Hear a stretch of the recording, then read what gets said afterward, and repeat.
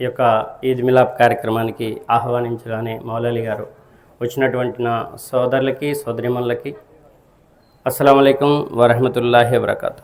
దీని అర్థం ఏంటంటే మనందరినీ సృష్టించిన ఆ దైవం యొక్క శాంతి శుభాలు మనందరిపై వర్షించుగాక. ఆమీన్.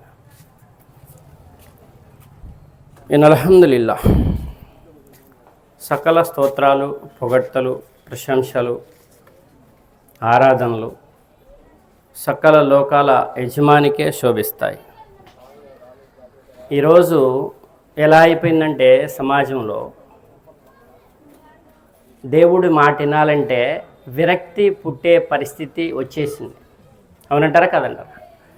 మైకులు పెట్టి వీళ్ళు వాళ్ళు ఒకళ్ళని కాదు, విరక్తి పుడుతుంది. వాళ్ళేమో వాళ్ళది గొప్ప అంటారు, వీళ్ళేమో వీళ్ళది గొప్ప అంటారు. క్రైస్తవులు మాది గొప్ప అంటే, ముస్లింలు మాది గొప్ప అంటే, హిందువులు మాది గొప్ప అంటే, ఆఖరికి ఎట్లుందయ్యా అంటే ఇండియా పరిస్థితి మత కలహాలతోనే రగిలిపోతూ ఉంది. అది ఎక్కడ దాకపోయి ఆగుతుంది? మన మధ్య సఖ్యతంతా చెడగొట్టడానికి కొంతమంది రాజకీయ శక్తులు, స్వార్థపూరిత నాయకులు కాసుకొని కూర్చున్నారు. పరిస్థితి చూస్తేనేమో అట్లుంది. మరి అందరం భక్తిపరులమా కాదా అంటే జాగ్రత్తగా ఆలోచించండి. నేను ఎక్కువ సమయం మాట్లాడను. పరిస్థితి చూస్తే ఎలా ఉందంటే, ఏ మనిషి చూసినా, పెళ్ళయి ఇద్దరు పిల్లలు ఉన్నటువంటి ఏ మనిషి చూసినా నువ్వు సంతోషంగా ఉన్నావా, నువ్వు చాలా హ్యాపీగా ఉన్నావా, నీ జీవితం పట్ల, నీ భార్య పట్ల, నీ పిల్లల పట్ల, నీ తల్లిదండ్రుల పట్ల, నీ సంపాదన పట్ల నువ్వు తృప్తిగా ఉన్నావా అని అడిగితే ఇక్కడ ఉన్న వాళ్ళు ఎంతమంది చేతుతారండి తృప్తిగా ఉన్నామని? ఒకసారి నాది ప్రసంగం కాదు, సమస్య పరిష్కారం, సమస్య పరిష్కారం. సమస్యని గుర్తించినప్పుడే పరిష్కారం దొరుకుతుంది. సమస్యని గుర్తించినంత వరకు పరిష్కారం దొరకదు. అవునంటారా కాదంటారా? అవునంటారా కాదంటారా? ఎవరి మనసులు చూసినా అల్లకల్లోలంగా అశాంతిగా ఉంది. ఎవరైనా ఏమంటున్నారంటే, నా కష్టాలు నీకు తెలుసా, నా కష్టాలు నీకొస్తే చచ్చిపోతావు, బతకవు, చచ్చిపోతావు, అన్ని కష్టాలు ఉన్నాయి నాకు. ఈ మాట చెప్పేవాడు ఒక్కడే అంటున్నాడంటే ఇన్నే వాళ్ళకు కూడా అంతే ఉంది బాధ. నా కష్టాలు నీకు తెలియదు లోపల అనుకుంటాడు, ఎమ్మటే ఇస్తే బాగోదని. ప్రతి ఒక్కళ్ళు ఇలాగే అనుకుంటున్నారు. అవునంటారా కాదంటారా? మరేంటి, ఎటు చూసినా భక్తి పర్లే, ఎటు చూసినా ఇసుకెత్తే రాలటల్లా, తిరణాల్లో జనాలు, గుళ్ళు గోపురాల్లో జనాలు, అర్థమవుతుందా? ఈ యొక్క ఉర్సుల్లో జనాలు, మసీదుల్లో జనాలు, చర్చిల్లో జనాలు, భక్తి పరులు ఎటు చూసినా ఇసుకెత్తే రాలటల్లా. 95% భక్తి పరులే. అదేంటి మరి? అదేంటి ఎటు చూసినా 95% భక్తి పరులు అంటే? అందరూ మానసిక ప్రశాంతత ఉండాలి కదా, జీవితం పట్ల తృప్తిగా ఉండాలి కదా, అవునా కదా? అంటే ఎక్కడో లోపం జరిగింది, ఎక్కడో లోపం జరిగింది.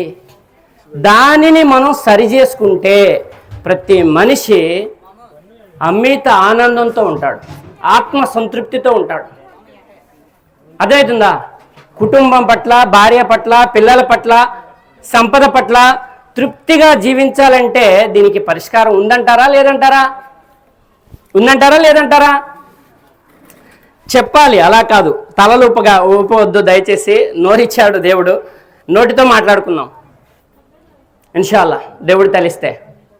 ఏమంటారు? సమస్య అశాంతి, మానవ జీవిత లక్ష్యం. నా అంశం ఏంటంటే మానవ జీవిత లక్ష్యం భూలోకంలో ప్రశాంతంగా ఉండాలి. మనిషి చనిపోయిన తర్వాత సాఫల్యం సిద్ధించి స్వర్గ అర్హత పొంది ఇక్కడి నుంచి వెళ్ళిపోవాలి. ఇదే కదా ఎవరికైనా? అవునంటారా కాదంటారా? మానవ జీవిత లక్ష్యం ఏంటి అంటే,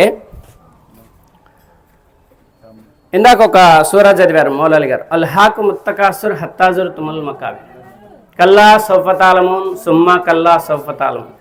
మీరు జాగ్రత్తగానండి దయచేసి, ఎవరు కూడా కొద్దిసేపు మాట్లాడొద్దు. ఒకరిని మించి ఒకరు సంపాదించాలనే ధ్యాసలో పడిపోయి మిమ్మల్ని పుట్టించిన మీ దైవాన్ని మీరు మర్చిపోయారు. ఇదే ధ్యాసలో గట్ట పుట్టించింది ఆయన. పెరిగి పెద్దయ్యారు, సంపాదన వ్యామోహంలో పడ్డారు. అసలు ఎందుకు పుట్టాను ఎంతమందికి తెలుసు? ఎవరు పుట్టించారు ఎంతమందికి తెలుసు? జ్ఞానం ఎందుకు ఇవ్వబడ్డది ఎంతమందికి తెలుసు? మీరు మానసిక ప్రశాంతతతో ఉండాలంటే జ్ఞానులు కండి అంటున్నాడు భగవద్గీతలో కానీ, బైబిల్లో కానీ, ఖురాన్లో కానీ. ఏమంటున్నాడంటే జ్ఞాని నిండు కుండలా ఉంటాడు, తొనకడు, దేనికి కూడా తొందరపడడు, సహనంతో ఉంటాడు, ఓర్పుతో ఉంటాడు. ఇప్పుడు చెప్పండి, జ్ఞానం అంటే ఏంటి? జ్ఞానం అంటే ఏంటి? మానవ జీవిత లక్ష్యంలో జ్ఞానం అనేది మోస్ట్ ఇంపార్టెంట్. జ్ఞానం అంటే దైవం అంటున్నాడు. నేను భగవద్గీత రోజు చదువుతానండి, 3వ సారి ఇప్పుడు కంప్లీట్ చేస్తున్నాను. ఖురాను తెలుగులో అందరికీ అర్థమయ్యేలా చెప్పాలి అనేటటువంటి ఒక ఆలోచనతో దాదాపుగా 17వ సారి మొన్న రంజాన్లో నేను కంప్లీట్ చేశాను. గొప్ప కోసం చెప్పట్లేదు, క్షమించాలి. ఎట్లా ఈ సమస్యలు ఏంటి, పరిష్కారం ఏంటి అనేటటువంటి ఆలోచన మీదే నేను దీన్ని అన్వేషణ చేస్తున్నాను, పరిశీలిస్తున్నాను. దాని మీద దగ్గర 17 సార్లు నోట్స్ రాసుకున్నాను. ఈ యొక్క మనిషి స్థితి ఎలా ఉంది అంటే, అన్నీ బాగున్నాయి అనుకోండి, అంటే సంపాదన బాగుంది, ఇల్లు మంచి కట్టుకున్నాడు, పెళ్ళయింది, ఇల్లు మంచి కట్టుకున్నాడు, 2 పిల్లలు, ఒక అమ్మాయి ఒక అబ్బాయి, మంచి కారు ఒకటి ఉంది. ఇక అహంకారానికి లోనైపోతాడు. అర్థమవుతుందా? దైవగ్రంథంలో చెప్పబడింది మాట, ఇంకా ఇస్తేనట నాకు సాధ్యంగా అంది ఏదీ లేదు. అధికార గర్వంతో విర్రవీగుతున్నాడు, బలంతో విర్రవీగుతున్నాడు, ధనంతో గర్వపడుతున్నాడు. ఈ స్థితిని చేరకూడదు, ఈ స్థితికి వెళ్ళకూడదు మనిషి. ఎందుకంటే మనం బలహీనులం. ఏంటంటే మనం బలహీనులం. మన స్థితిని మనం గుర్తించితే ఇక్కడ మనం జ్ఞానులం, మన స్థితిని మనం గుర్తించకపోతే మనం అజ్ఞానులం. ఇక్కడ ఏం చెప్తున్నాడంటే దైవం, ఈ జీవితాన్ని ప్రసాదించిన వాడు ఎవరో కొద్దిమంది తెలుసుకున్నారట. వేల మంది భక్తులలో ఏ ఒక్కగానొక్కడు నన్ను యథార్థంగా తెలుసుకునేందుకు ప్రయత్నిస్తున్నాడు. అలా ప్రయత్నించిన వాళ్ళు కూడా చాలామంది జారిపోతున్నారు. ఇంకా ఏ ఒక్కరికో అదృష్ట భాగ్యం, ఆ మహాభాగ్యం లభించింది అంటున్నాడు. అర్థమవుతుందా? ఈ జీవితం ఎవరు ప్రసాదించారో తెలియకపోతే, ఎందుకు ప్రసాదించారో తెలియకపోతే, ఇప్పుడు పగలు రాత్రులు పెట్టాడు. ప్రతి మనిషి ఎదుట 2 మార్గాలు ఉన్నాయి, మంచి మార్గము, చెడు మార్గము. జాగ్రత్తగానండి, ఇది అన్ని గ్రంథాలు చెప్తున్నటువంటిది. భగవద్గీత, బైబిల్, ఖురాన్ అన్ని గ్రంథాలు చెప్తున్నటువంటి మాట. నీ ముందు మంచి మార్గము, శుక్ల మార్గము, కృష్ణ మార్గం అంటాడు. అలాగే ఇక్కడ బైబిల్లో కూడా అంతే చెప్తాడు, ఖురాన్లో కూడా అంతే, మంచి మార్గము, చెడు మార్గం. ఈ మంచి చెడు ఏంటి అంటే దైవాన్ని దైవంగా తెలుసుకోవటానికే గ్రంథాలు పంపబడ్డాయి. ఏంటండి? దైవాన్ని దైవంగా తెలుసుకోవడానికే గ్రంథాలు పంపబడ్డాయి. ఆ గ్రంథాలన్నింటినీ, పూర్వం వచ్చిన గ్రంథాలన్నింటినీ ధృవీకరిస్తూ చివరి దైవ గ్రంథం దివ్య ఖురాన్ వచ్చింది. వీటిని కొట్టిపారేయటానికి కానీ, అవి రద్దయిపోయినాయని చెప్పడానికి కానీ రాలేదు.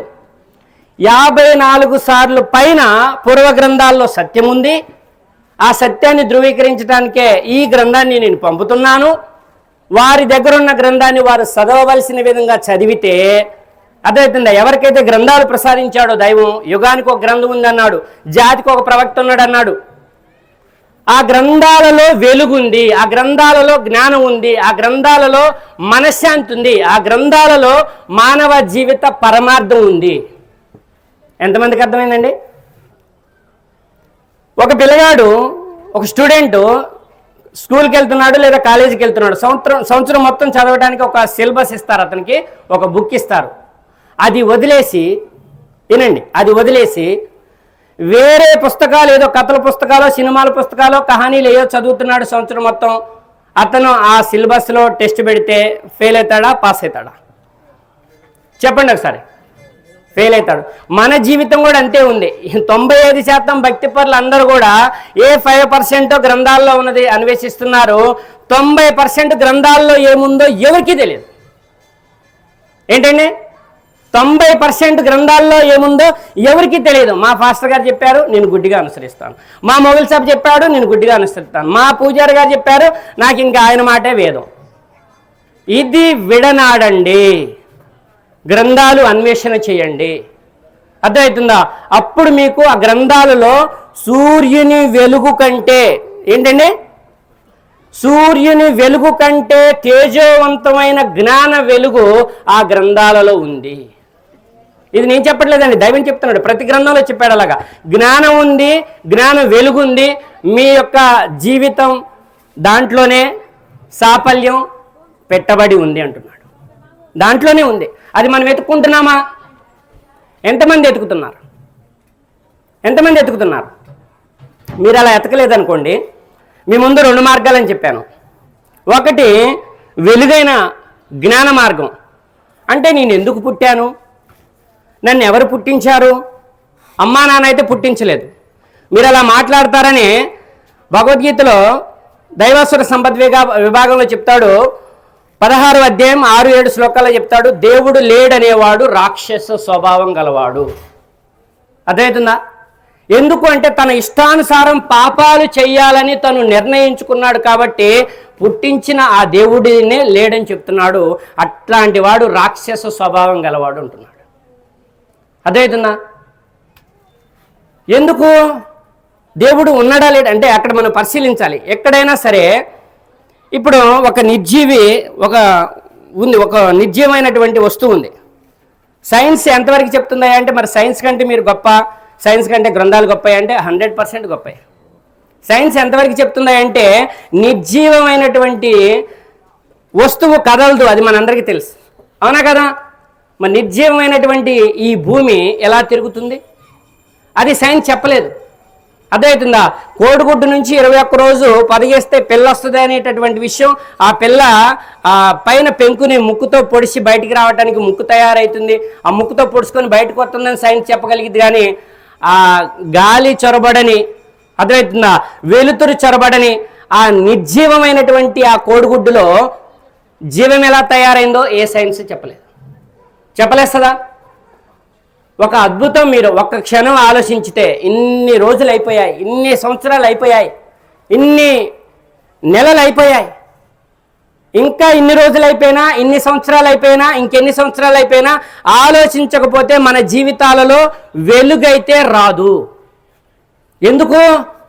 ఎందుకంటే సాక్షాత్తు ఆ దైవం చెప్తున్నాడు, మీరు మాయలో చిక్కుకొని ఉన్నారు. జ్ఞాన విజ్ఞాన యోగం భగవద్గీత 14వ అధ్యాయంలో మీరు మాయలో చిక్కుకొని ఉన్నారు. మాయ అంటే శని. అదే విషయం బైబిల్ గ్రంథంలో చెప్పబడుతుంది. మీరు అపవాది యొక్క ప్రభావానికి లోనై ఉన్నారు. అపవాది ఈసా అలైహిస్సలాం వారిని, యేసుక్రీస్తు వారినే శోధించింది. అపవాది శోధనలో ఉన్నారు మీరు. ఖురాన్లో చెప్తున్నాడు, మీరు సాతాను, ఇందాక మౌలాలి గారు చెప్పారు, శైతాను మిమ్మల్ని కింద నుంచి, పైనుంచి, ఎడమ నుంచి, కుడి నుంచి, అన్ని వైపుల నుంచి నొక్కి మిమ్మల్ని తన చెడ్డ మార్గం మీదికి తీసుకుపోవటానికి నిరంతరం ప్రయత్నిస్తూ ఉంటుంది. ఇక్కడ నేను ఇన్ని సంవత్సరాలు, దగ్గర 20 సంవత్సరాల నుంచి నేను ఇలాగా చెప్తున్నాను. కానీ ఈ శైతాన్ టాపిక్ వస్తే చెప్పబుద్ధి ఏది కాదు. ఎందుకంటే అది ఎలా వివరించాలి అర్థం కావట్లేదు. అది వివరించకపోతే ఈ అన్వేషణలో తెలిసినటువంటి విషయం, అది వివరించకపోతే మానవ జీవిత పరమార్థం దొరకదు. నాకు మొన్న అర్థమైంది. రంజాన్లో ఎతేకాపులో దీక్షలో కూర్చుంటే ఈ భగవద్గీత కూడా చదివానప్పుడు ఏమంటున్నాడంటే, నా మాయ నుండి మీరు బయటపడలేరు. ఈ మాట ఎవరంటున్నారో తెలుసా? ఇక్కడే ఉంది. మన యొక్క మనశ్శాంతి, మన యొక్క జ్ఞానము, అర్థమవుతుందా, మన మార్గదర్శకత్వము, మన సంతోషము ఇక్కడే ముడిపెట్టాడు. ఎక్కడండి? శైతాన్, మాయ. మీరు బయటపడలేస్తారా? మీ వల్ల ఇద్దా? ఈ మాట ఎవరు చెప్తున్నారు తెలుసా? సాక్షాత్తు భూమి ఆకాశాల యజమాని చెప్తున్నాడు. మీ వల్ల కాదు, మీకు సాధ్యం కాదు. మరి ఎలాగా చెప్పండి ఒకసారి. ఎలాగా? ఆయనే బయటపడేయాలి. ఎందుకంటే ఆ మాయను ఆయనే సృష్టించాడు. పగలు వెలుగైతే రాత్రి చీకటి. చీకటి మార్గం అనేది అర్థమవుతుందా? అజ్ఞాన మార్గం. వెలుగు మార్గం అనేది దైవ మార్గం. అది గ్రంథాల్లో ఉందని ఇందాకే చెప్పాను. ఎవరైతే నన్ను అడుగుతారో, అర్థమవుతుందా? ఎవరైతే నన్ను అడుగుతారో ఆ మాయ నుంచి బయటపడి, ఆ సాతాన్ నుంచి బయటపడి, ఆ యొక్క శైతాన్ నుంచి బయటపడి ఎవరైతే నన్ను వేడుకుంటారో వారు ఆ మాయ నుంచి నా అనుగ్రహంతో బయటపడతారు. అల్హమ్దులిల్లాహ్. అర్థమవుతుందండి? ఇంటి దగ్గరకు వచ్చాము, ఊరి నుంచి తాళం చేయి, అక్కడ అబ్బాయి ఉన్నాడు, అబ్బాయి కాడ మర్చిపోయి వచ్చాం, లేదా దారిలో పోగొట్టాము, ఇంటికాడికి వచ్చాం, పెద్ద తాళం వేసింది. పెద్ద తాళం వేసి ఉంటే తాళం చేయి లేకుండా వచ్చి ఇంటి ముందుకు వచ్చి ఏం చేయాలి? ఇంటి ముందుకు వచ్చి ఏం చేయాలి? ఈ జీవిత పరమార్థానికి తాళం అక్కడే ఉందని చెప్తున్నాడు, నేను కాదు, ఆ దైవం చెప్తున్నాడు. అర్థమైందా విషయం? ఆశ్చర్యంగా చూస్తున్నారు. ఎందుకంటే ఇందాక చెప్పిన మౌలాలి గారు కానీ, మేము కానీ, మన యొక్క నజీర్ గారు కానీ, మన సోదరుడు ఇంకా అద్భుతంగా మాట్లాడాడు మక్బూల్ గారు, మన ఆలిం సాబ్ గారు కానీ, అంతకంటే ముందు మాట్లాడిన సోదరుడు కానీ, మా తపనంతా ఏంటంటే మనం అందరం సంతోషంగా ఉండాలి. ఆ మాయ నుంచి, ఆ అపవాది చెర నుంచి, అపవాది శోధన నుంచి, ఆ శైతాన్ నుంచి బయటపడాలి. దీనికి ఒక్కటి మార్గం ఉంది, రెండో మార్గం లేదుగా. ఏంటి? మనల్ని సృష్టించిన నా ప్రాణం, మనందరి ప్రాణం, మానవులందరి ప్రాణం ఎవరి చేతిలో ఉందో ఆయన్ని అడగటమే. దాన్ని ఔజ్ బిల్లాహి మినష్ షైతానిర్ రజీమ్ అని అరబీలో చెప్తుంటారు. ఔజ్ బిల్లాహి మినష్ షైతానిర్ రజీమ్ బిస్మిల్లాహిర్ రహమానిర్ రహీమ్. నీ ప్రేమతో, నీ దయతో, నీ కరుణతో నన్ను దానికి అప్పచెప్పమాక. భగవద్గీతలో నా అనుగ్రహంతోనే మీరు బయటపడతారు. 7వ అధ్యాయం 14వ శ్లోకం తర్వాత చదువుకోండి. జ్ఞాన విజ్ఞాన యోగం. అది మనం అడుగుతున్నామా? ఇప్పుడు చెప్పండి, ఎంతమంది అడుగుతున్నారండి? ఈ 95% భక్తులు ఉన్నారే, 95% భక్తులు ఈ మాయ నుంచి, ఈ శని నుంచి. ఇంకా నేను ఇంకో మాట చెప్తాను. ఎవరి నెత్తినైతే శని కూర్చుందో, ఎవరి నెత్తినైతే అపవాది కూర్చున్నాడో, శోధనకు గురై ఉన్నాడో, ఎవరి నెత్తినైతే శైతాన్ కూర్చుందో వాళ్ళకి ఎంత చెప్పినా అర్థం కాదు. ఎందుకు? వాళ్ళ నెత్తిమే నుంచి శని పోవటానికి మార్గం ఎక్కడ పెట్టాడు? తాళం చేయి ఎక్కడ పెట్టాడు? చూడండి, అంత పెద్ద ఇంటికి తలుపులు ఎంత ఉంటాయండి? ఇల్లు అంత ఉంటాయా? తక్కువ ఉంటాయి కదా. మరి అంత పెద్ద తలుపులకి గడి ఎంత ఉంటుంది? చెప్పండి. చిన్నగా ఉంటుందా, పెద్దగా ఉంటుందా? నోరు తెరిస్తే ఏమవుతుందంటే మైండ్ ఆలోచింపజేసి మనం విన్న మాటలు ఆ మైండ్లో పదిలంగా కూర్చుంటాయి. ఇంటికి పోయినాక ఒక్కళ్ళిద్దరికి అవి గుర్తు చేశారనుకోండి, మీకు చాలా కాలం అవి గుర్తుంటాయి. మనలో పనిచేయటం స్టార్ట్ చేస్తాయి ఆ మాటలు. నోరు ఇప్పకపోతే మన నెత్తి మీద నుంచి ఆ శైతాన్ పోదు, ఆ సాతాన్ పోదు, ఆ మాయ పోదు. ఏంటి? గడి ఎంత ఉందండి? తలుపులు ఎంత ఉందా? నోరిప్పండి. నాది ప్రసంగం కాదు, నోరిప్పండి. గడి చిన్నగుందా, పెద్దగుందా? గడికి మళ్ళీ తాళం కుఫులు అంటారు. తాళం ఎంత ఉంది? తాళం బుర్ర.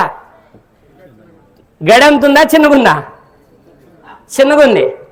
మరి ఆ చిన్న తాళానికి తాళం చేయి మరి ఒత్త దారిలో పోగొట్టారో, లేకుంటే అబ్బాయి కాడు ఉంది, అబ్బాయి ఎటో బండి వేసుకొని ఎటో పోయాడు. ఆ తాళం చేయికి మళ్ళీ దాన్ని తెరవాలంటే తాళం చేయి నిండా పళ్ళు ఉంటాయా? పళ్ళు అంటారు కదా. నాది తెలంగాణ యాస, ఏమన్నా అర్థమవుతుందా, కన్ఫ్యూజ్ అవుతున్నా? తాళం తీసే దాంట్లో బుర్రలో పెట్టి తాళం తీస్తారు కదా, దానికి పళ్ళు ఉంటాయి కదా. తాళం చేయి నిండా ఉంటాయా, చివరిన గిన్నెని మూడే ఉంటాయి. ఆ 3 తాళ బుర్రకి లోపలికి వెళ్ళి అలా ఓపెన్ అయితే ఆ తాళం వస్తే, ఆ గడి తీస్తే ఆ తలుపులు ఓపెన్ చేసుకొని లోపలికి వెళ్ళినట్టు ఇంత పెద్ద లోకంలోకి దైవం పంపించాడు. ఆయన అర్థం కావాలి అంటే 3 మాటలు ఆయన లక్షణాలు. ఇందా మౌలాలి గారు చెప్పారు, మళ్ళీ నేను రిపీట్ చేయదలుచుకోలేదు, కానీ ఒకసారి మళ్ళీ గుర్తు చేయమంటే చేస్తాను. పుట్టించేవాడిని మీరు ముందుగా ఏమనుకోవాలి? మాయ నుంచి నన్ను బయటపడే, శని నుంచి నన్ను బయటపడే. ఓ సర్వేశ్వర అంటారు, దైవం అంటారో, భగవంతుడు అంటారో, అల్లా అంటారో, యెహోవా అంటారో, ఓ మై గాడ్ అంటారో, నన్ను మాయ నుంచి బయటపడవే, శని నుంచి బయటపడే, శైతాన్ నుంచి బయటపడే, నిన్ను నేను మనస్ఫూర్తిగా తెలుసుకొని వేడుకుంటున్నాను. దీనివల్ల సగం మనశ్శాంతి అక్కడే ఉంది, మీ అశాంతి దూరం అవుతుంది. ఎందుకంటే అపవాది మీకు పెద్ద శత్రువు. ఆ విషయాలు మీకు ఇప్పుడు అర్థం కావు. ఇప్పుడు పరిష్కారం చూపించాను. మానవ జీవిత లక్ష్యంలో మనిషి ధన వ్యామోహంలో చిక్కుకున్నాడు, కానీ ఇంకా బంధాల వ్యామోహంలో చిక్కుకున్నాడు. నా భార్య అంటే నాకు ఇష్టం, అబ్బో నా భార్య లేకుండా ఒక్కరోజు కూడా ఉండను. మా అత్తగారి ఇంటికి వెళ్ళిపోయిందంటే ఆమె పొద్దున పోతే నేను మాటిపోటిగా బండి వేసుకుని వెళ్తాను. మా అబ్బాయి లేనిది నేను బతకలేను, మా అమ్మాయి లేనిది నేను బతక. మా అమ్మాయి అంటే నాకు యమ ప్రేమ, మా అబ్బాయి అంటే నాకు యమ ప్రేమ. నాకు డబ్బులంటే యమ ప్రేమ. బీరువాలో డబ్బులు పెట్టి లోపల పెట్టి రోజు సాయంత్రం తెరిచి లోపల ఒకసారి అన్ని కళ్ళ నిండా చూసుకొని మళ్ళీ బీరువా తాళం వేసి తాళం చేసి దిండు కింద పెట్టుకొని తలా మనశ్శాంతి. నా డబ్బు లేకపోతే నేను బతకలేను. అర్థమవుతుందా? ఇలాగా నా నెక్లెస్, నా యొక్క బంగారం ఉందే రోజు చూసుకుంటా నేను, రోజు ఒక్కరోజు అది లేకపోయినా అస్సలు నేను బతకలేను. ఈ ఏమంటారంటే స్థాయి మించి వాటి మీద మోజు పెంచుకున్నాం. అర్థమవుతుందా? ఇలాంటి వారందరికీ ఒక విషయం గుర్తు చేయండి అంటున్నాడు. ఒక విషయం గుర్తు చేయండి. ఏంటి అంటే మానవులు ఎవరైనా సరే పుట్టించడానికి ముందు మానవుడా ఇవాళ నువ్వు గర్వపడుతున్నావు, నీ బంగారం చూసి మురిసిపోతున్నావు, నీ భర్తను చూసి మురిసిపోతున్నావు, నీ భార్యను చూసి మురిసిపోతున్నావు. కానీ నువ్వు పుట్టక ముందు తల్లి గర్భంలోకి వచ్చినప్పుడు ఒక చిన్న నీటి బిందువి. ఈ సృష్టిని సృష్టించిన వాడు నిన్ను సృష్టించాడు, నన్ను సృష్టించాడు. 800 కోట్ల మంది పైగా జనాభాని సృష్టించిన వాడు ఒకే ఒక పదార్థం, అది ముడి పదార్థం, అది చిన్న నీటి బిందువు, అది కూడా చెడు నీటి బిందువు. ఇప్పుడు చెప్పండి, అలా రాలేదు నేను, అలా నన్ను దైవం సృష్టించలేదు, నువ్వు చెప్పేది అబద్ధం అని ఎవరైనా చెప్పలేతారా? చెప్పండి. ఒక నీటి బిందువు నుంచి నిన్ను సృష్టించాను మానవుడా. ఇక్కడ సాయిబులారా అంటలేదు, ఇక్కడ హిందువులారా అంటలేదు, ఇక్కడ క్రైస్తవులారా, సిక్కులారా అంటలేదు, బౌద్ధులారా అంటలేదు, జైనులారా అంటలేదు. మానవుడా, నీ స్థితి ఇలా మర్చిపోయావు. ఇంత పెద్ద లోకం నిన్ను సృష్టించడానికి ముందే నీకు కావలసినటువంటి వాతావరణాన్ని ఏర్పాటు చేసిన నన్ను నీవు పుట్టిన తర్వాత నీ బంధాల వ్యామోహంలో, నీ ధన వ్యామోహంలో, నీ యొక్క ధన వ్యామోహంలో, నీ బలంలో, ఆ ఆలోచనలో మునిగిపోయి నన్ను మర్చిపోయావు. ముగిస్తున్నాను. చెప్పడానికి చాలా ఉంది, కానీ ఇంకోసారి మళ్ళీ చెప్పుకునే అదృష్టాన్ని ప్రసాదించమని కోరుతూ ఈ యొక్క 2 విషయాలు. తల్లి గర్భంలో చూడండి, ఇక్రా బిస్మి రబ్బికల్ లజీ ఖలక్ ఖలకల్ ఇన్సాన మిన్ అలక్. నెల నెల బయటికి వచ్చే చెడు నెత్తురుని పోగు చేసి నేను మానవుణ్ణి సృష్టిస్తున్నాను. ఎవరంటున్నారండి మాట? సాయిబుల దేవుడా, క్రైస్తవుల దేవుడా, హిందువుల దేవుడా, సిక్కుల దేవుడా, జైనుల దేవుడా, బౌద్ధుల దేవుడా, విదేశాల దేవుడా, స్వదేశం దేవుడా, మన భారతదేశం దేవుడా? ఎవరంటున్నారు ఈ మాట? చెప్పండి ఒకసారి. ఈ భూమి ఆకాశాల యజమాని అయిన ఆ సర్వోన్నతుడు, ఆ మహోన్నతుడు, ఆ మహాశక్తిమంతుడు అలా భూమి మీదకి తల్లి గర్భంలో 9 నెలల్లో జీవం లేకుండా చేసేవాడిని నేనే, జీవం కలవాడిగా చేసేవాడిని నేనే. 3వ నెల అమ్మాయి నీళ్ళు పోసుకుందని అందరు సంబరపడుతున్నారు. అటు తల్లిగారేపు ఇటు అత్తగారేపు అందరు సంబరపడుతున్నారు. 4వ నెల వచ్చింది, 3వ నెల దాటి 4వ నెల మధ్యలో స్కానింగ్కి వెళ్తే అక్కడ అంటున్నారు, అమ్మ ఎటువంటి కదలికలు లేవు, ఏదో గడ్డలాగుంది. మీ ముఖాలు ఎలా అయిపోతాయి అప్పుడు? మీ ఫేసులు ఎలా అయిపోతాయి అప్పుడు? మాడిపోతాయి. అమ్మాయి అనుకున్నామే, అబ్బాయి అనుకున్నామే, అర్రే అమ్మాయి నీళ్ళు పోసుకుంది అనుకున్నామే, మాడిపోతాయి. అర్థమవుతుందా? మిమ్మల్ని తల్లి గర్భంలో 3 పొరల చాటున ఒక్కసారి అందరూ కళ్ళు మూసుకుంటే ఏమైనా కానొస్తుందా? ఈ లైట్ ఉంది, ఒకటి కాదు 4 లైట్లు ఉన్నాయి ఇక్కడ. కళ్ళు మూసుకుంటే ఈ కంటికి రెప్పడ్డం వస్తే ఏమైనా కానొస్తుందా? కన్ను పల్చటి రెప్ప అడ్డం వస్తేనే ఏమీ కానరాదే. తల్లి గర్భం 3 పొరల చాటున ఉష్ణోగ్రత వేడి ఎక్కువగా ఉంటుంది. కట్టికి చీకటి, కారుణ్యపు చీకటి ఏమి కానరాదు. అక్కడ మిమ్మల్ని తయారు ఎలా చేశాడంటే 2 కాళ్ళు, 2 చేతులు, 1 తల, లోపల భాగాలు, గుండె లోపల రక్తనాళాల్లో ఎక్కడా కూడా మళ్ళీ చిన్న రక్తనాళాల్లో బ్లడ్ ఎక్కడా క్లాట్ కాకుండా చిన్న తలలో చిన్న మెదడు, పెద్ద మెదడు, ఎలా అద్భుతమైనటువంటి రీతిలో సృష్టించిన ఆ సృజనకారుడు ఎవరయ్యా అడగమంటున్నాడు. సాయిబుల్ దేవుడా, క్రైస్తవుల దేవుడా, హిందువుల దేవుడా? ఒక్కసారి అడగమంటున్నాడు.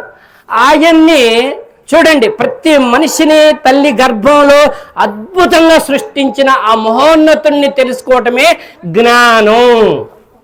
అదే మానవ జీవిత వెలుగు, అదే మానవ జీవిత పరమార్థం. భూమి మీద తీసుకొచ్చాడు. అయిపోయిందండి, 2 నిమిషాలు ప్లీజ్, భోజనం చేసి వెళ్తారు కానీ. భూమి మీద తీసుకొచ్చాడు. ఎలా తీసుకొచ్చాడు? బలహీనుడిగా పుట్టావు. అమ్మమ్మ ఎత్తుకుంటుందో, నాయనమ్మ ఎత్తుకుంటుందో, నర్స్ ఎత్తుకుంటుందో, మంత్రసాని ఎత్తుకుంటుందో తెలియదు. ఇప్పుడంటే అందరు హాస్పిటల్కి వెళ్తున్నారు. ఉనుకు లేదు పలుకు లేదు అనుకో, పుట్టగానే కాళ్ళు పైకి పెట్టి తలకాయ కిందకి పెట్టి పల్ల 2 పీకుతారు. తెలుసా మీకు ఈ విషయం? తెలుసా? చేతులకే సరిపోయాడు, దోషట్లకే సరిపోయాడు. కాళ్ళు పైకి లేపుతారు, తలకాయ కిందకు వస్తుంది, వెనక పెట్టి 2 పీకులు పీకుతారు. ఏం ఉలకట్లే పలకట్లేదు, ప్రాణం ఉందా లేదా, భయం. ఆ స్థితిలో వచ్చాము మీరు, నేను. సాయిబులా, ప్రతి మానవుడు ఇలానే వచ్చాడు. అర్థమవుతుందా? చూస్తూ ఉండగానే పెరిగి పెద్దయాడు.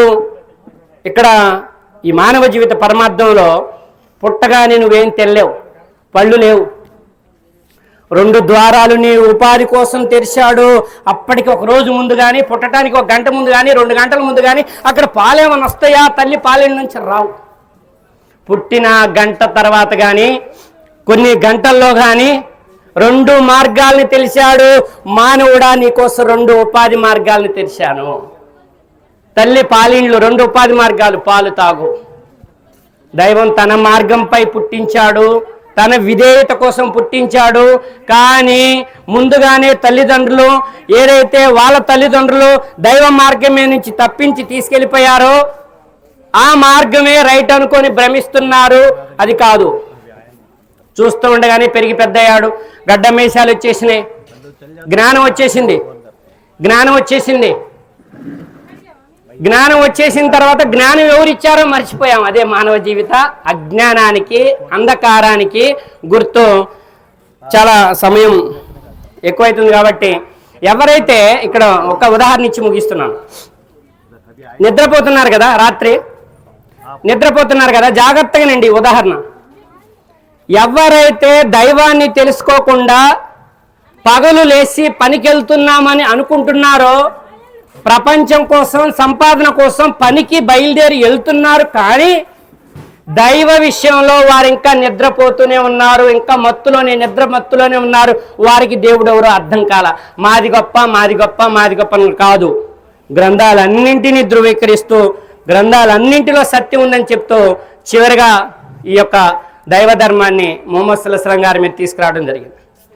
అయితే ఎవరైతే దైవాన్ని తెలుసుకున్నారో, గ్రంథాలన్నీ, ఇందాక మన మౌల్సా గారు, ఆలిం గారు చెప్పారు 6 విషయాల పట్ల విశ్వాసం ఉండాలని.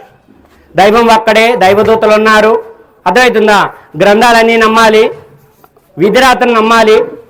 అర్థమవుతుందా? దేవుడి ముందు సమాధానం చెప్పే రోజును నమ్మాలి, స్వర్గం నరకం ఉన్నాయని నమ్మాలి, విధిరాతను నమ్మాలి అని.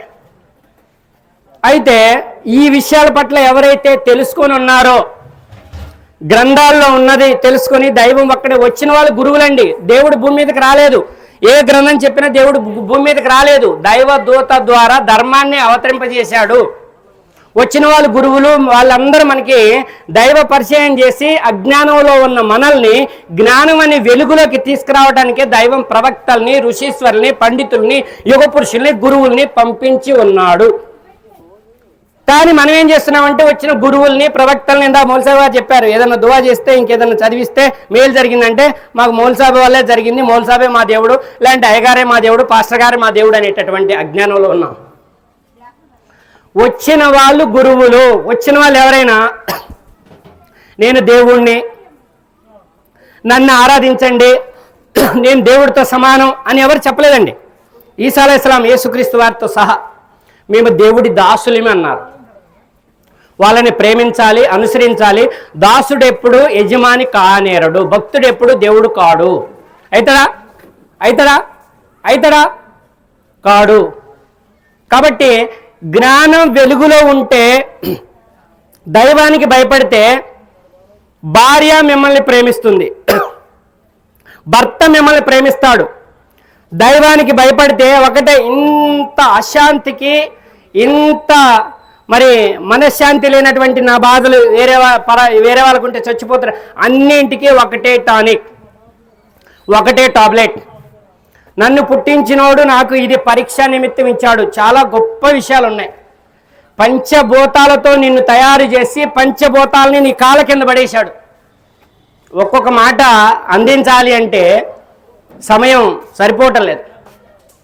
పంచభూతాలతో పుట్టిన మానవుడు పంచభూతాలని మళ్ళీ దైవంతో సమానంగా ఎలా నిలబెడతాడు? గురువుల్ని పంపిస్తే గురువుల్ని మళ్ళీ దైవంతో సమానంగా ఎలా నిలబెడతాడు? ప్రవక్తల్ని పంపిస్తే ప్రవక్తల్ని మళ్ళీ దైవంతో ఎలా సమానంగా నిలబెడతాడు? అది అజ్ఞానమా జ్ఞానమా? జ్ఞాన వెలుగులో ఉన్నారా, అజ్ఞానం అనే చీకట్లో ఉన్నారా? చెప్పండి ఒకసారి. అందరం పరస్పరం అన్నలదమ్ములో, మానవులందరూ అన్నలదమ్ములు. కాబట్టి ఆ ఒక్క మాయ నుంచి బయటపడి ఈ జీవితం ప్రసాదించిన వాడే ఈ జీవితం నడిపిస్తున్నాడు. తల్లి గర్భంలో పడ్డ కాడి నుంచి భూమి మీద వచ్చేదాకా, మరణించేదాకా అనుక్షణం నిన్ను నడిపిస్తున్నాడు, అనుక్షణం నిన్ను కాపాడుతున్నాడు. ఈ విషయం నీకు తెలుసా? ఎన్ని ఆపదలు తొలగిపోయాయి నీకు? ఎన్నిసార్లు నేను చచ్చిపోతాననే భయం పట్టుకుంది నీకు? ఆ భయం నుంచి ఎన్నిసార్లు నిన్ను బయటపడేశాడు? నీ ఆయుష్ అయిపోయేదాకా నిన్ను దైవదూతలను పెట్టి నీ ఆయుష్ అయిపోయేదాకా నిన్ను రక్షిస్తూనే ఉంటాడు. అక్కడ లారీ కింద పడబోయావు, ఇక్కడ కారు కింద పడబోయావు, అక్కడ పాము గర్వపోయింది, ఇక్కడ హార్ట్ అటాక్ వచ్చింది, ఇక్కడ పక్షవాతం రాబోయింది, ఇంకేదో ఒక్కసారి వార్తిన్నావు, చచ్చిపోతాను. ఎన్నోసార్లు చావు అంచులకెళ్ళి మళ్ళీ నిన్ను బయటికి తీసుకొచ్చాడు. ఎందుకంటే నీ ఆయుష్ ఇంకా ఉంది, నిన్ను నువ్వు సంస్కరించుకునే అవకాశం నీకు ఇంకా ఉంది, నీ మానవ జీవిత పరమార్థం తెలుసుకునే అవకాశం ఇంకా నీకు ఉంది అని నిన్ను బతికిస్తున్నాడు. బతికిన వెంటనే మనం మళ్ళీ అహంకారానికి లోనవుతాం. అసలు ఆ దేవుణ్ణే నేను అడగలేదు, ఆయన ఎవరో నాకు సంబంధమే లేదు, నాకు ధనం ఉంది, బలం ఉంది, తెలివి ఉంది, బంధాలు ఉన్నాయి, నా భార్య కోసం బతకాలి, నా డబ్బుల కోసం బతకాలి, నా పిల్లల కోసం బతకాలి, నేనేందో చూపించుకోవడానికి బతకాలి, నా అధికారం కోసం బతకాలి అనేటటువంటి దురాశతోని లక్ష్యం లేకుండా, దైవానికి భయపడకుండా ఘోరాతి ఘోరంగా దారి తప్పిపోయి జీవిస్తే మనశ్శాంతి ఎలా ఉంటుంది చెప్పండి? మానవ జీవిత సాఫల్యం ఎలా ఉంటుంది చెప్పండి? ఒక్కొక్క అంశం అద్భుతంగా ఉన్నాయి. కాబట్టి భార్యని అన్యాయం చేయొద్దు. 2 మాటలు, మీరు మంచి పనులు చేసేవారు ఎవరో పరీక్షించి చూద్దామనే మానవ జీవితాన్ని ఆ దైవం మనకి ప్రసాదించాడంట. భార్య అంటే పెళ్ళైన రోజు తన తల్లిదండ్రులు త్యాగం చేసింది, నీతో నడవడానికి సిద్ధపడిపోయింది, తను పుట్టిన ఇంటిని త్యాగం చేసింది, తన పెరిగిన ఊరిని త్యాగం చేసింది, బండెక్కింది, పెళ్ళైన రోజు నుంచి నీ భుజం మీద చేయేసింది. జీవిత కాలం నీతో నడవటానికి నువ్వు ఎడారిలోకి తీసుకుపో, అడవిలోకి తీసుకుపో, ఏట్లోకి తీసుకుపో, నువ్వు వేడికైనా తీసుకుపో, నీతో నడవటానికి సిద్ధపడిపోయింది. అలాంటి భార్యని బాధించినవంటే నువ్వు రాక్షసుడివి. దేవుడి భయం నీకు లేదు. అర్థమవుతుందా? మరి నీ భర్త నీ కోసం సూర్యుడి కంటే ముందు బయలుదేరి వెళ్ళిపోతున్నాడు క్యారేజ్ కట్టుకొని. కొంతమంది వెళ్ళిపోతున్నారు, సూర్యుడి కంటే ముందు వెళ్ళిపోతున్నాడు. భార్య కోసం, పిల్లల కోసం వెళ్ళి పొద్దున్న నుంచి రాత్రి మళ్ళీ సూర్యుడు వెళ్ళిపోయి మళ్ళీ చీకటి పడ్డ తర్వాత ఈ చెమటని రక్తాన్ని చెమటగా మార్చి నా భార్య బాగుండాలి, నా పిల్లలు బాగుండాలి, నా భార్య బాగుండాలి అని చెప్పి పరితప్పిస్తున్న ఆ భర్తని నువ్వు మోసం చేసినవంటే నువ్వు రాక్షసివి. అవునా కదా? అవునా కదా? ప్రపంచ భోగాలన్నీ అల్పమైన భోగాలు, క్షణిక భోగాలై వాటి కోసం నీ జీవితాన్ని ఏమంటారు దుర్మార్గంలో పడేసుకోమాక, అశాంతిలో పడేసుకోమాక. నీ చేతులతో నువ్వే పడేసుకున్నావు. కన్న తల్లిదండ్రులు, ఇందాక చెప్పాడు, తల్లి స్వర్గానికి, నా తల్లి కాళ్ళ కింద స్వర్గం ఉంది. నిన్ను పెంచి నీ తల్లి గర్భంలో పడ్డ కాడ నుంచి పాలు మరిచేదాకా 30 మాసాలు పట్టింది. ఆమెని నువ్వు ఇసుగ్గా చీ అని కూడా అనకుండా వాళ్ళు వృద్ధాప్యంలో ఉంటే తల్లిదండ్రులకి సేవ చేసుకోవాలి. పిల్లల్ని చెడుదారి పట్టకుండా, ఆ చెల్లుల్లో చెడు చూడకుండా, అర్థమవుతుందా? మంచి పెంపకం తల్లిదండ్రుల బాధ్యత. ఇదే మనశ్శాంతికరమైన అద్భుతమైన, దురాశల్ని కంట్రోల్లో పెట్టుకొని సహనంతో ఓర్పుతో ఉండు, బంధాలని గౌరవిస్తూ, ఇరుగు పొరుగు వారిని గౌరవిస్తూ మానవ జీవితాన్ని గడపటమే ఆ భగవంతుడు ఇచ్చినటువంటి అతిపెద్ద పరీక్ష. దీన్ని పాస్ అయితే దీనికి 99 రెట్లు గల మహోన్నతమైనటువంటి స్వర్గం మీకోసం ఎదురు చూస్తుంది. ఇది కాదు అంటే దేవుడి యొక్క ఆ పంచభూతాల్లో అద్భుతమైన ఈ డబ్బులు పెట్టి కొనలేవై, వాటిని కాదని నువ్వు నీ ఇష్టానుసారంగా జీవిస్తే అదే మానవ జీవిత విఫలం. సంవత్సరం మొత్తం చదివి పుస్తకాలు చదవకుండా, పాఠ్య పుస్తకాలు లేకుండా కథలు కహానీలు చదివితే ఆ స్టూడెంట్ ఫెయిల్ అయినట్టు. ఈ మానవ జీవితంలో గ్రంథాలు వదిలేసి మనం జీవిస్తే, దైవత్వం ఎవరికి పడితే వారికి ప్రసాదిస్తే అదే మానవ జీవిత విఫలం. కాబట్టి అందరం కలిసిమెలిసి ఈ యొక్క కల్లోలాలని రేపేవాళ్ళు ఏ గ్రంథాల్లో ఉన్నా, ఏ వర్గంలో ఉన్నా, కల్లోలాలను రేపే వారి నుంచి మనందరినీ కాపాడమని, కల్లోలం రేపే వారిని శిక్షించమని, అర్థమవుతుందా? వారికి కూడా మంచి బుద్ధిని ప్రసాదించమని, హిందువులైనా క్రైస్తవులైనా ముస్లింలైనా అందరం పరస్పరం అన్నలదమ్ముల్లాగా కలిసిమెలిసి ఉండి మానవ జీవిత పరమార్థాన్ని పొందేటటువంటి అదృష్ట భాగ్యాన్ని ప్రసాదించమని ఆ దైవంతో వేడుకుంటున్నాను, దువా చేస్తున్నాను. వాకిద్ అల్హమ్దులిల్లాహి రబ్బిల్ ఆలమీన్. ఆమీన్. తదాస్తు. జై హింద్. శపింపబడిన ఆ శని బారి నుంచి, మాయా బారి నుంచి, ఆ యొక్క అపవాది సోదరు నుంచి, ఆ యొక్క శైతాన్ బారి నుంచి ఓ దైవమ్మ మమ్మల్ని అందరినీ ఇక్కడ ఎన్ని మాటలైతే విన్నామో, ఎంతమంది అయితే హాజరయ్యారో, ఎంతమంది అయితే మైకు ద్వారా విన్నారో, ఎంతమంది అయితే ఇంకా ఆ తర్వాత వినబోతున్నారో, వారందరినీ ఈ మాయ నుంచి, ఈ శైతాన్ నుంచి, శని నుంచి రక్షించమని, కాపాడమని, వారికి కూడా ఇది అర్థమై వారు కూడా రోజుకి ఎన్నిసార్లు వీలైతే అన్నిసార్లు ఆ మాయ నుంచి, ఆ శని నుంచి బయటపడగలిగే విధంగా అడిగేటటువంటి అదృష్ట భాగ్యాన్ని ముందుగా వారికి ప్రసాదించమని, మాకు ప్రసాదించమని నీతో దువా చేస్తున్నాము. భూమి ఆకాశాల యజమాని నువ్వు, పోషకుడివి, నువ్వు ఆహారం తినేవాడివి కాదు. నీ అనంత కరుణతో మాకు 3 పూట్ల ఆహారం అందిస్తున్నావు. మెతుకు సృష్టించలేని మాకు 3 సార్లు అన్నం ఇచ్చి మమ్మల్ని పోషిస్తున్నావు. కాబట్టి తినబోయే ప్రతిసారి నీ శరణు కోరి, నీ కృతజ్ఞత తెలిపి ఆహారం తినేటటువంటి, మంచినీళ్ళు తాగేటటువంటి అదృష్ట భాగ్యాన్ని మాకు అనుగ్రహించమని నీతో దువా చేస్తున్నాం, వేడుకుంటున్నాం. అలాగే తిన్న ఆహారం ద్వారా, తాగిన నీళ్ళ ద్వారా వచ్చిన శక్తిని చెడు పనులకి వాడకుండా మంచి పనులకి, మంచి ఆలోచన చేసి మంచి పనులకి వాడేటటువంటి ఆ శక్తిని మంచి పనులకి వాడేటటువంటి అదృష్ట భాగ్యాన్ని అనుగ్రహించమని నీతో దువా చేస్తున్నాం. అలాగే భార్య గుండెల్లో పెట్టుకొని, భార్య అపురూపమైన బహుమానం, దేశానికి రాజైన భార్య లేకపోతే బర్త్డే అంటారు, అవునా కదా? భార్యని గుండెల్లో పెట్టుకొని చూసుకునేటటువంటి అదృష్ట భాగ్యాన్ని ప్రసాదించమని, అలాగే భర్తని మోసం చేయకుండా, దైవం తర్వాత భర్త, ఎందుకంటే తన జీవితం మొత్తం భార్య పిల్లల కోసం త్యాగం చేసేటటువంటి మహోన్నత త్యాగశీలి భర్త. అలాంటి భర్తని మోసం చేసేటటువంటి దుర్బుద్ధి మాలో శైతాను కలగజేసినప్పుడు, ఆ మాయ, ఆ శని కలగజేసినప్పుడు, ఆ శని ప్రభావానికి లోను కాకుండా ఆ యొక్క బంధాలు, సంసార బంధాలు మనోహరంగా ప్రేమానురాగాలతో ఉండే విధంగా అనుగ్రహించమని, భార్యాభర్తల మధ్య శైతాను సిచ్చి పెట్టకుండా కాపాడమని నీతో వేడుకుంటున్నాం.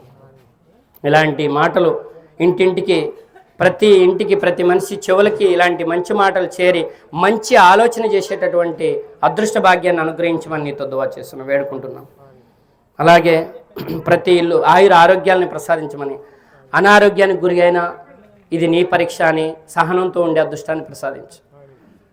అలాగే అప్పుల బాధ నుంచి బయటపడి, అప్పులు తీరి మానసిక ప్రశాంతంగా ఉండేటటువంటి ఉపాధి మార్గాన్ని తెరవమని, ఇక్కడ ఉన్న ఎవరైతే హాజరయ్యారో వారందరికీ అప్పులు ఎవరైనా ఉంటే వారు అప్పుల మార్గం నుంచి బయటపడి ఉపాధి మార్గాన్ని తెరవమని నీతో దువా చేస్తున్నాం, వేడుకుంటున్నాం. అలాగే ఎవరైతే ఉద్యోగాల కోసం ఎదురు చూస్తున్నారో ఈ యొక్క సమావేశానికి ఇది గొప్ప సమావేశం ఈరోజు. ఇక్కడ దైవదూతలు నీ అనుగ్రహంతో నీ యొక్క శుభాలను కురిపిస్తున్నారు. ఈ మాటలు విన్న తర్వాత ఎవరైతే ఉద్యోగం కోసం ఎదురు చూస్తున్నారో వారికి ఉద్యోగ అనుగ్రహాన్ని ప్రసాదించమని, ఉద్యోగం వచ్చిన తర్వాత గర్వానికి లోను కాకుండా ఇది నీ ప్రసాదితం, నా తలరాతలో నువ్వు నాకు ఉద్యోగం రాశావని, మహోన్నతుడా నీ యొక్క అనుగ్రహం ఇదని చెప్పి అతను జీవితకాలం కృతజ్ఞతగా ఉండే అదృష్ట భాగ్యానికి దగ్గర చేయి అతనికి ఉద్యోగాన్ని ప్రసాదించమని నీతో దువా చేస్తున్నాం, వేడుకుంటున్నాం. అలాగే వివాహాలు కావట్లేదు ఇప్పుడు చాలామందికి, ఎందుకంటే ఇది మనిషి చేసుకున్న తప్పే. దేవుడు సృష్టి ఎప్పుడో పుట్టింది, లక్షల సంవత్సరాలు దాటింది అనుకుంటా. ఎప్పుడు కూడా ఆడపిల్లగాళ్ళు మగపిల్లగాళ్ళకి దొరకట్లేదు అనేటటువంటి కాలం మనం ఎప్పుడు ఇని ఉండలేదు. ఒక 30 సంవత్సరాలు అవుతుందో, 25 సంవత్సరాలు 20 సంవత్సరాలు అవుతుందో ఇద్దరికి ఆపరేషన్ చేయించుకోవడం ఎప్పుడైతే మొదలుపెట్టారో ఆడపిల్లగాళ్ళు తగ్గిపోయారు, మగపిల్లగాళ్ళు పెరిగిపోయారు. ఎందుకంటే అందరికి మగపిల్లగాలే కావాలి, ఆడపిల్లగాళ్ళు ఎవరికి వద్దు. మరి మగపిల్లగాళ్ళకి ఏడు నుంచి తేవాలి పిల్లగాళ్ళు. కాబట్టి ఎవరికైతే వివాహం దువా చేస్తాం కావటం లేదో వారికి వివాహం అయ్యే అనుగ్రహాన్ని ప్రసాదించమని నీతో దువా చేస్తున్నాం. ఎవరికైతే వివాహం అయిన తర్వాత సంతానం కోసం ఎదురు చూస్తున్నారో వారికి సంతానాన్ని అనుగ్రహించమని, మహోన్నతుడా ఈ సమస్తము నీకు సాధ్యమే, నిన్నే వేడుకుంటున్నాం. అలాగే ఆయుర ఆరోగ్యాలను ప్రసాదించమని, సిరి సంపదలను ప్రసాదించమని, ఆయుర ఆరోగ్యాలు ప్రసాదించిన తర్వాత గర్వానికి లోను కాకుండా కాపాడమని, సిరి సంపదలు ప్రసాదించిన తర్వాత గర్వానికి లోను కాకుండా మమ్మల్ని కాపాడమని నీతో వేడుకుంటూ ఆమీన్ తదాస్తు. జై హింద్. మన కాశీ గారు చెప్పిన మాటలు నచ్చి మన రాముల వారి పూజారి గారు వచ్చి కేకండి ఇవ్వడానికి వచ్చారండి. చాలా అద్భుతంగా నచ్చాయండి ఆ మాటలు. అల్లాహ్ తాలాకి చాలా చాలా శుక్రియా చెప్పుకుంటున్నాను నేను ఆయన గారు వచ్చిన. ఈయన నా ప్రథమ శిష్యుడు జాని. నాకు చిన్నప్పటి నుంచి నాకు 15 సంవత్సరాల నుంచి ఎంతో అభిమానం అవుతుంటుంది. ఇవాళ ఏంటంటే ఇందాక నేను రామాలయంలో ఉన్నప్పుడు ఆయన చెప్పిన ప్రతి విషయంలోనూ కుల మతాలు ఎక్కడ తప్పు చెప్పలేదు. లోకా సమస్త సుఖినో భవంతు, సర్వే జనా సుఖినో భవంతు. ఇంత గొప్పగా చెప్పిన మహానుభావుడు ఈయనకి నా హృదయపూర్వక నమస్కారాలు చెబుతూ, కాసిం గారు ఖమ్మం. ఈయన చెప్పినవన్నీ నగ్న సత్యాలు, అందులో డౌట్ లేదు. నేను మనస్ఫూర్తిగా ఆయురారోగ్యంలో ఆ భగవంతుడు అలానే కోరుకుంటూ అది మీ మంచి మనసు అండి, నా గొప్పతనం ఏం లేదు. మీ మంచి మనసుకి దైవం మీకు ఉన్నతమైన స్థానం ప్రసాదించాలని కోరుకుంటున్నాను. ఏ కులం చెప్పింది కాదు, ఏ మతం చెప్పింది కాదు, ఏ విషయం చెప్పింది కానీ ఇందులో ఏంటంటే నగ్న సత్యాలు ఎంత గొప్పగా చెప్పారంటే అది అందరికీ ఉపయోగపడుతుంది. చాలా బాగా చెప్పారు. శ్రీమాత్రే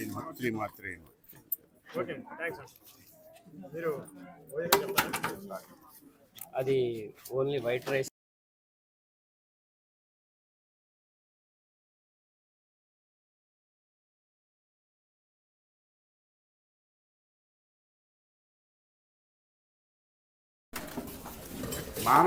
మానవాళికి ఎంతో పవిత్రం. ఖురాన్లో చెప్పనండి, బైబిల్లో చెప్పండి, మీరు ఖురాన్లో చెప్పనండి, బైబిల్లో చెప్పనండి, హిందూ ధర్మంలో చెప్పనండి, శాస్త్రం అంతా ఒకటే. తల్లిని ప్రేమించమన్నారు, ఇందాక ఒక ఆయన అన్నారు. తల్లిని ప్రేమించమన్నారు, భార్యను ప్రేమించమన్నారు, మిత్రుని ప్రేమించమన్నారు, శత్రువుని కూడా ప్రేమించమన్నారు. ఎందుకంటే వీళ్ళందరినీ ఏంటంటే కావాల్సింది ఒక్కటే. మానవాళికి చెప్పింది ఏంటి? నిజం చెప్పారు ఆయన. ఇంకా అంతకంటే ఆనందం ఏంటి? చాలా గొప్పగా చేసినందుకు ఎక్కడి నుంచో వచ్చారు, ఖమ్మం నుంచి వచ్చారు. ఖమ్మం నుంచి మనకి మీ అందరికీ మంచి ఆశీస్సులు ఇవ్వాలని, భగవంతుడు ఆయురారోగ్య ఇవ్వాలని లోకా సంస్థ సుఖినోభవन्तు, సర్వే జనా సుఖినో భవంతు. శ్రీమాత.